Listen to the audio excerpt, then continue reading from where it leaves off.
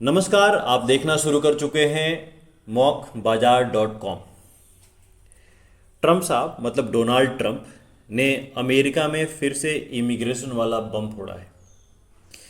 क्या है मामला, समझते हैं। अभी उन्होंने कहा है कि जो H1B वीज़ा है, जिसके दम पर लाखों भारतीय, खासकर आईटी और इंजीनियरिंग वाले अमेरिका जाकर काम करते हैं, उस पर अब $1 लाख का भारी भरकम वार्षिक शुल्क लगेगा।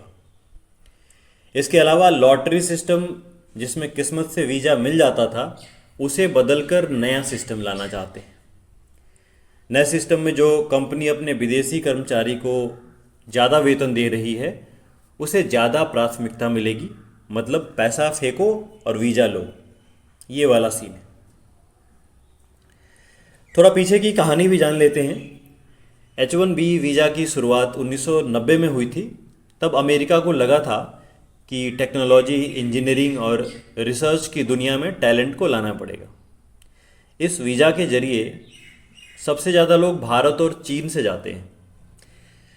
इंडिया में तो आईटी इंडस्ट्री की रीढ़ इस वीज़ा पर टिकी हुई है।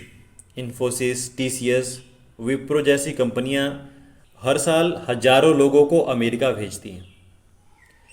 ट्रम्प जब 2017 में पहली बार राष्ट्रपति बने थे, तभी से उन्होंने इमिग्रेशन पर सख्ती दिखानी शुरू कर दी थी।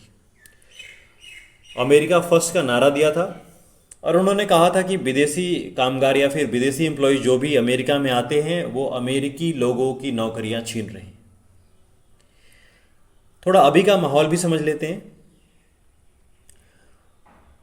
व्हाइट हाउस ने सफाई दी है कि $1 लाख फीस सिर्फ नए वीज़ा पर लगेगा। पुराने वीज़ा पर जो लोग रिन्यू कराना चाहते हैं, उनसे ये फीस नहीं लगेगी। USCIS अमेरिकी इमिग्रेशन एजेंसी ने कहा है कि जनता से 30 दिन तक सुझाव लिए जाएंगे।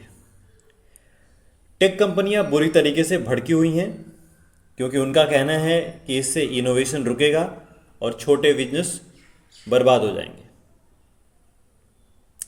इंडिया में भी टेंशन है, क्योंकि सबसे ज़्यादा मार भारतीय युवाओं को पड़ने वाली है, खासकर नए ग्रेजुएट्स, वुमेन प्रोफेशनल्स जो यूएस जाकर काम करने वाले थे। फ्यूचर में क्या होने वाला है, आगे क्या हो सकता है, उस पर भी ज़रा एक बार नज़र डाल लेते हैं। अगर ये नियम 2026 में लागू हो गया तो जो महंगी नौकरी वाले लोग हैं उनको फ़ायदा मिलने वाला है। जिनको मोटा पैकेज मिलता है उनको आसानी से 1.5 से 2 करोड़ का पैकेज मिलने वाला है। लेकिन जो लो लेवल स्किल वाले लोग हैं, जिनको बहुत ही बेसिक पैकेज मिलता है, उनकी एंट्री लगभग मुश्किल हो जाएगी। छोटे बिजनेस को सामत आने वाला है। अमेरिका में छोटे बिजनेस या स्टार्टअप्स आप बोल लीजिए लगभग 5200 के आसपास हैं। उनके पास इतना कैपिटल नहीं है कि वो इतना ज़्यादा पैसा ऑफर कर सके अपने एम्प्लॉयज़ को, तो उनके लिए ये मुश्किल का टाइम है।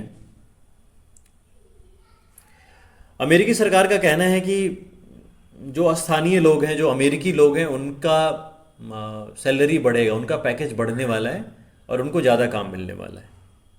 लेकिन एक्सपर्ट्स ये बोल रहे हैं कि इससे अमेरिका में टैलेंट शॉर्टेज बढ़ेगी और आखिर में जो कंपनियां हैं वो रिमोट वर्क ऑफ़र करेंगी या फिर अपने ऑफिसेस को दूसरे देशों में शिफ्ट करने की कोशिश करेंगी।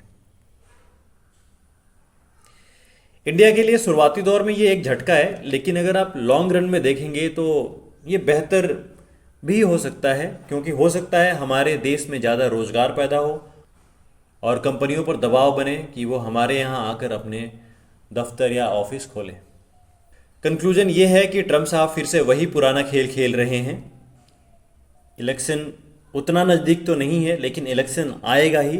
वोटरों को खुश करना है और उनका एक सिंपल सा टेक्निक है कि इमिग्रेशन पे सख्ती दिखाओ और अपने वोटरों को खुश करो।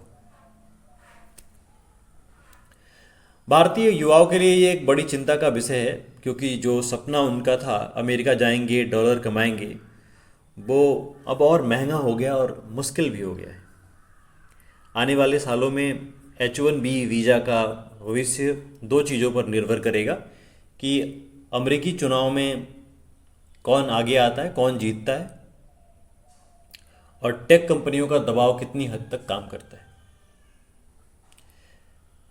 आगे की अपडेट्स के लिए आप हमसे जुड़े रहें। mocbazaar.com को सब्सक्राइब करें, शेयर करें और लाइक करें। Thank you for watching. और mocbazaar.com पर अपनी परीक्षाओं की तैयारी और ज़्यादा सुदृढ़ करें, प्रैक्टिस सेट दें और